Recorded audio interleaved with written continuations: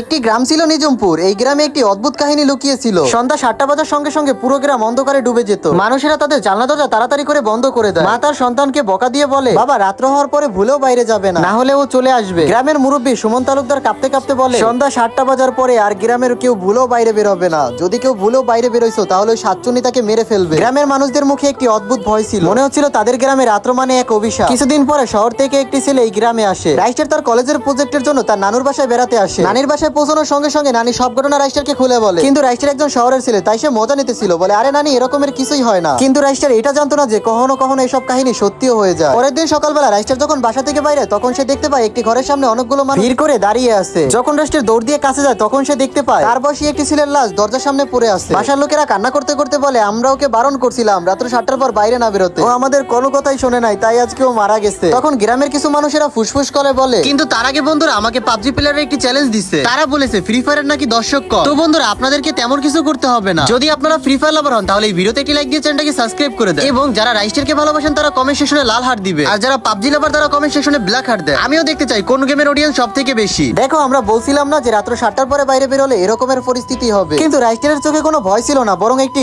অদ্ভুত কাহিনী তার মাথায় ঘুরতেছিল। রাইস্টার বলে, যদি সত্যি এমনটা হয়ে থাকে তাহলে আজকে রাত্রে আমি বের হবো, আর আমি এটার খোঁজ বের করেই ছাড়বো। রাত্র এখন 7টা বাজে। গ্রামের সবাই ভয়ে ভয়ে ছিল, কিন্তু রাইস্টার এক বুক সাহস নিয়ে সে বাইরে বেরিয়ে আসে। বাইরের পরিবেশটা এতটাই নিরিবিলি ছিল যে রাইস্টারের পায়ের আওয়াজ অনেক জোরে জোরে শোনা যাচ্ছিল। তখনই রাইস্টার আস্তে আস্তে করে গ্রামের পিছনে সেই বাংলোটির কাছে যায়। তখনই রাইস্টারের এমনটা মনে হচ্ছিল যে তার পিছনে কেউ দাঁড়িয়ে আছে। রাইস্টার আস্তে আস্তে করে পিছনে তাকায়, কিন্তু সে কিছুই দেখতে পায় না। কিন্তু দ্বিতীয়বার যখন রাইস্টার সেই বাংলোর দিকে তাকায়, তখন তার হুঁশ হয়ে যায়। সে দেখতে পায় বাংলোর ভিতরে একটি অদ্ভুত মেয়ে দাঁড়িয়ে আছে। তো বন্ধুরা এই গল্পটির পার্ট 2 দেখতে চাইলে চ্যানেলটিকে সাবস্ক্রাইব করে পার্ট 2 কমেন্ট করো।